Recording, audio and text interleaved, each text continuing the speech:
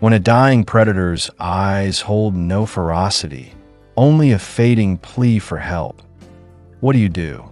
For a lonely ranger, the answer would change everything. The mist was a ghost in Cedar Valley. It moved through the pines. It covered the dark swamps.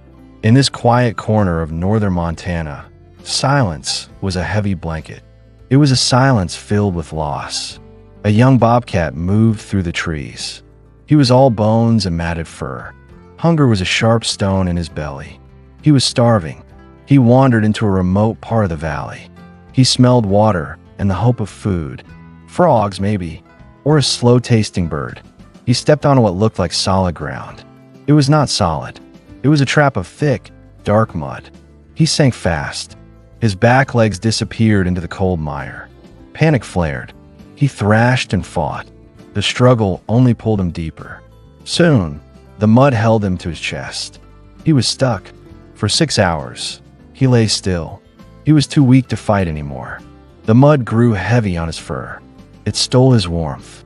His breathing was a faint, shallow thing. He was near death. The wildfire in his eyes had burned down to a single, fading ember. Arthur Vance sat on his porch. Steam rose from his coffee cup. He was 58 years old. His hair was the color of salt and ash. His hands were rough from a life lived outdoors. For 12 years, this small cabin had been his world. He came here after Eleanor died. Their house in the city was full of her absence. Her laugh was gone from the kitchen. Her books were still by the bed. The silence there was loud with memories. The cancer had moved fast. Too fast. Here, the silence was different. It was filled with the call of birds, the rustle of a deer in the brush, the howl of a distant coyote. It was a silence that healed. It did not ache. The morning air held the first cool promise of autumn. Arthur finished his coffee. He gathered his fishing rod and tackle box. He planned to spend a day at Willow Swamp. It was a marshy lake 3 miles from his cabin. The bass fishing was good there. Not many people went. The terrain was rough. The mud around the edges was deep and greedy.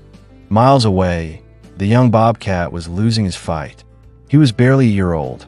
A healthy male his age would be strong and heavy. He was a shadow of that. A car on the highway had killed his mother 2 weeks ago. She had been his teacher, his provider. Without her, he did not know how to hunt well enough to live. His ribs pressed against his skin. His bright amber eyes were dull with hunger. He had caught a few mice. It was not enough. The gnawing ache in his stomach drove him on. It pushed him away from the territory he knew. It led him here, to the promise of water.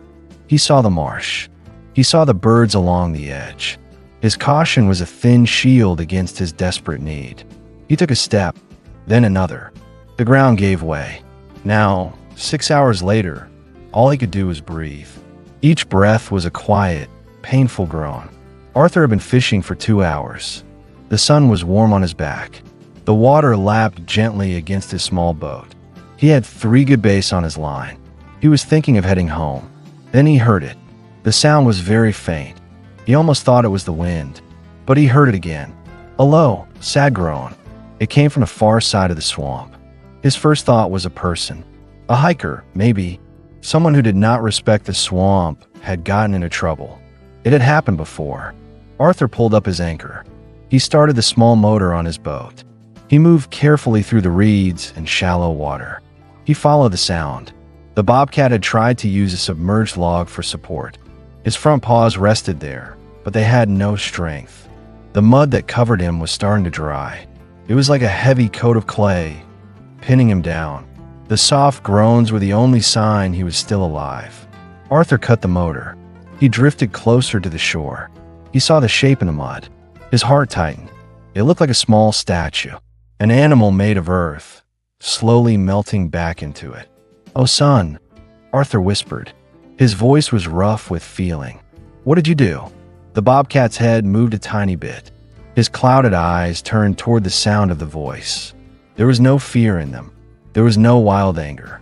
There was only a dim light, a faint question, a plea. Arthur knew about wild animals. He knew a trapped predator was the most dangerous thing in the woods. An injured animal could find a last burst of strength.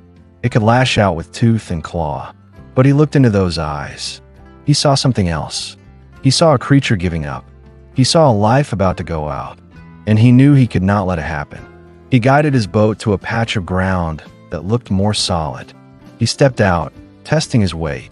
He took the rope he always kept in his boat. His hands, usually so steady, shook a little. He made a wide loop.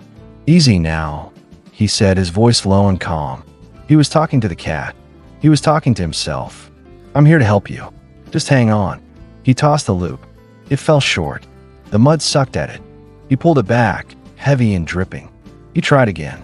The rope slid off the bobcat's slick, muddy body. Arthur felt a spike of frustration.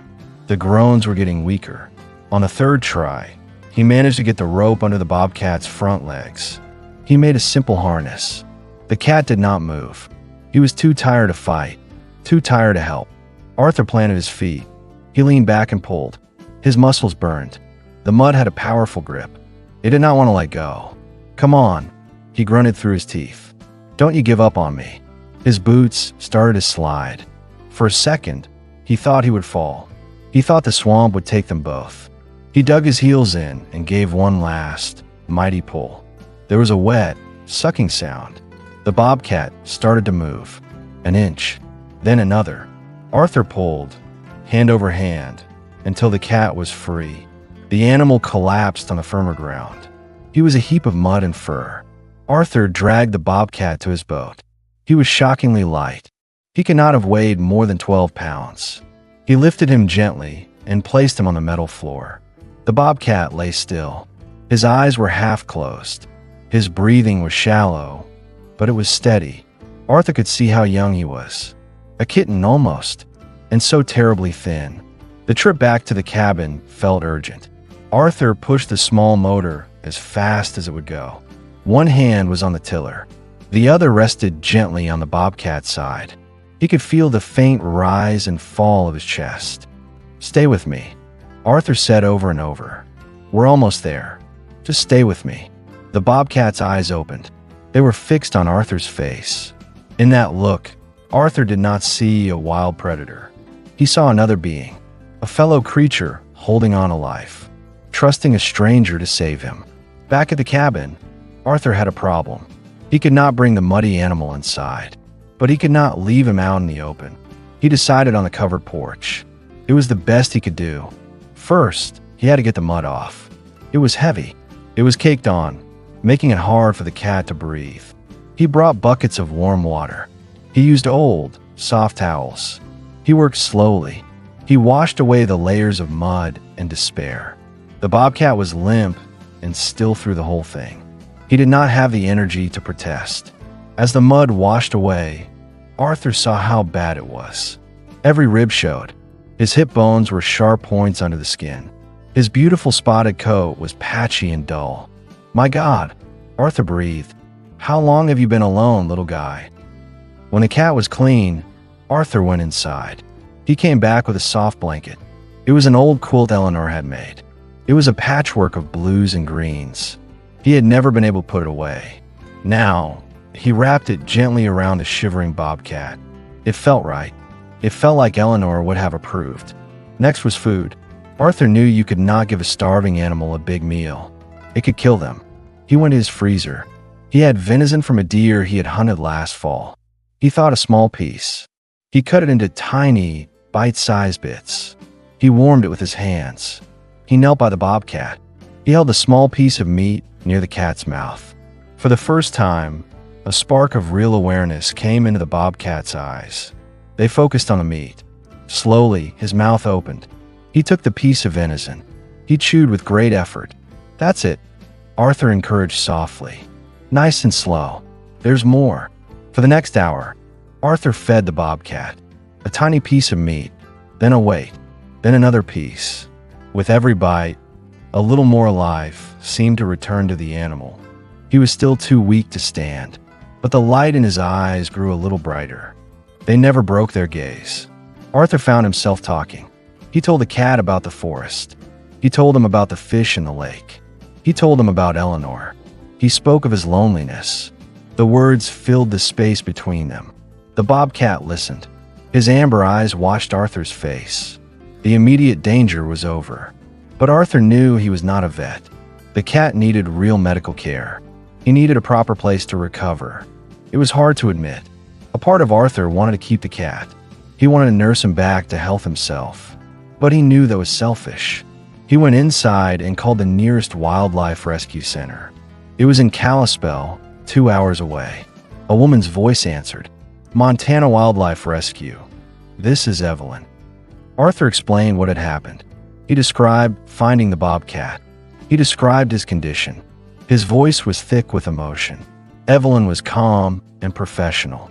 You did the right thing, Mr. Vance. We'll send a team right away.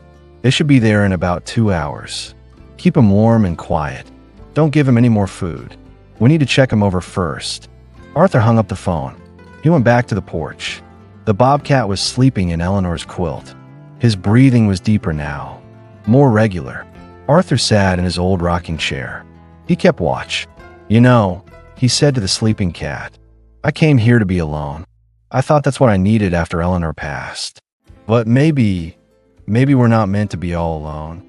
Maybe we're supposed to help each other out when we get stuck in the mud. The bobcat's ears twitched. His eyes opened. He looked at Arthur. That steady, amber gaze held him.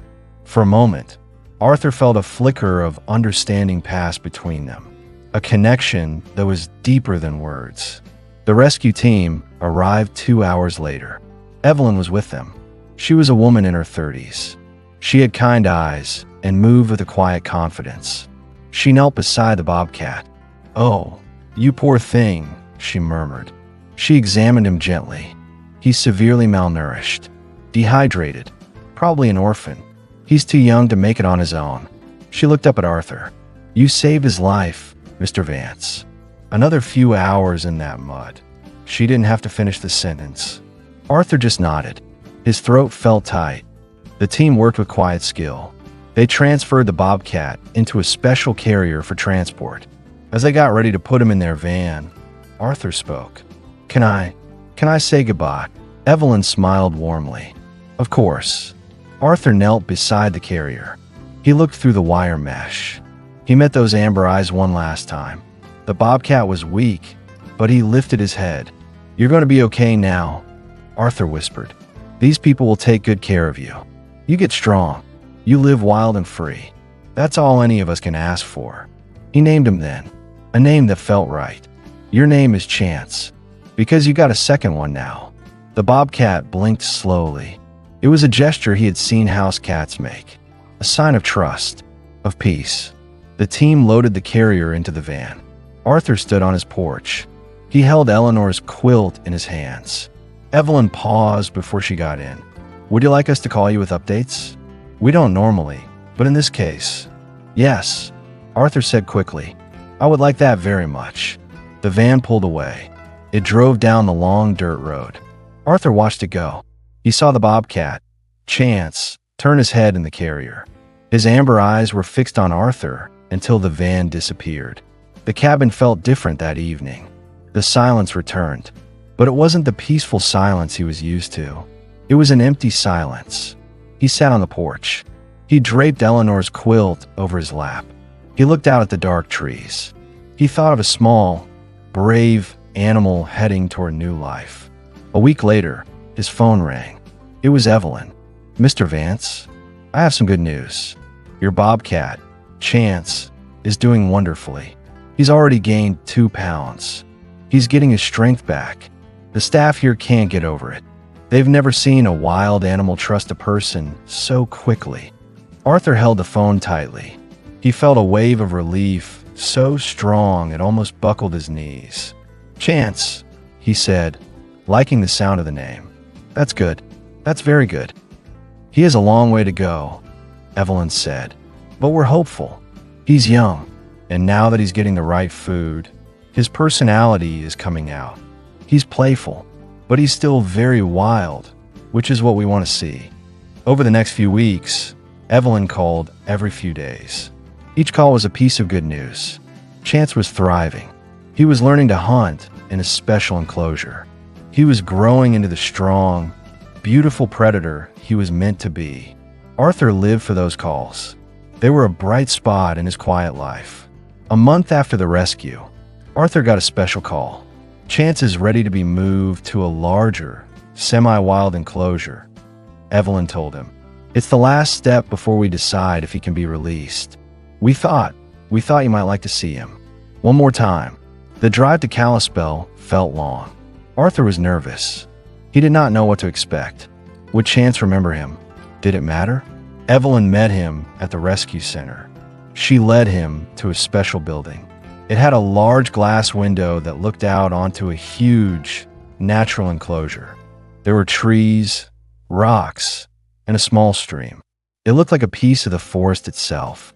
He's in there, she said quietly. He might not come out. We'll just wait and see. Arthur stood at the window. He scanned the enclosure. His heart was beating fast. Then he saw movement. A figure emerged from behind a group of large rocks. It was Chance. Arthur's breath caught in his throat. The change was stunning. The starved, muddy creature he had pulled from the swamp was gone. In his place was a magnificent young bobcat. His coat was thick and glossy. His spots were clear and dark. Muscles moved powerfully under his skin. His eyes were bright and sharp. He was the picture of wild health. Chance stopped. He lifted his nose to the air. He tasted the scents on the wind. Then his head turned. His amber eyes looked directly at the viewing window. They found Arthur's. For a long moment, they just stood there, man and bobcat. The world outside the window seemed to fall away. Chance took a few steps closer. He never took his eyes off Arthur. He remembers you, Evelyn whispered. She sounded amazed. This is very rare. Arthur raised his hand. He placed his palm flat against the cool glass. On the other side of the window, Chance sat down. He watched Arthur's hand. He watched his face. His gaze was steady, intelligent. They stayed that way for several minutes.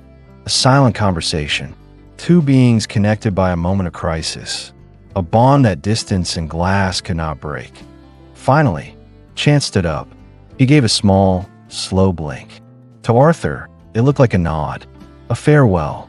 Then he turned and melted back into the trees and shadows of his new home. The wild was calling him back, as it should. Will he be released? Arthur asked. His voice was hoarse. We think so, Evelyn said, walking with him back toward the entrance. He's showing all the right instincts. We believe by spring, he'll be ready. We found a protected wilderness area. It's not far from your valley, actually. Good hunting. No major roads. He'll have a real chance there. Arthur drove home with a full heart. The loneliness he carried for so long felt lighter. It had not disappeared, but it was joined by something else. Something warm and hopeful. That night, he sat on his porch with Eleanor's quilt. He looked at the forest. Somewhere out there, Chance was becoming wild again. He was learning the lessons his mother never had the chance to teach him. And somewhere in the bobcat's mind, Arthur hoped there was a memory of a kind hand, a soft voice, proof that help can come from the most unexpected places. The seasons changed. Winter covered the valley in a deep layer of snow and silence. Spring arrived, and the world turned green again. With the spring came another phone call from Evelyn. Chance was free. He had been released a week ago. He had taken to his freedom instantly. He vanished into the woods with the confidence of an animal who was finally home. We put a temporary tracking collar on him, Evelyn added, just to check on him for the first few months. He's already established a territory.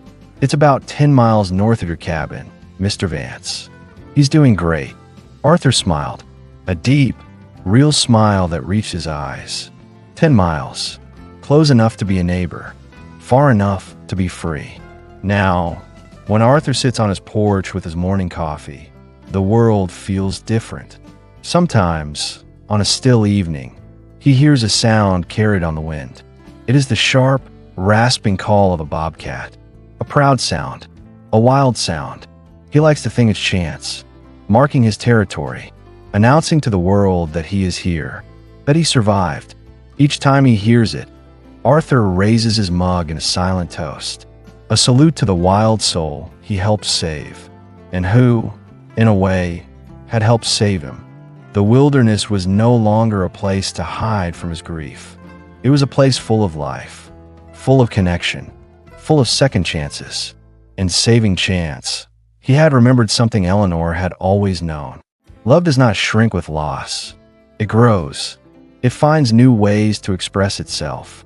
It reaches out to other souls in need. And sometimes, on the clearest nights, when a moon is bright and the stars are like scattered diamonds, Arthur looks toward the dark tree line. He thinks he sees a flicker of movement, a flash of two amber eyes, watching from the edge of the woods. They are not a threat. They are just a presence. A wild creature remembering a kindness. A man remembering what it feels like to care. And both of them, man and Bobcat, sharing the silent understanding that some bonds can never be broken.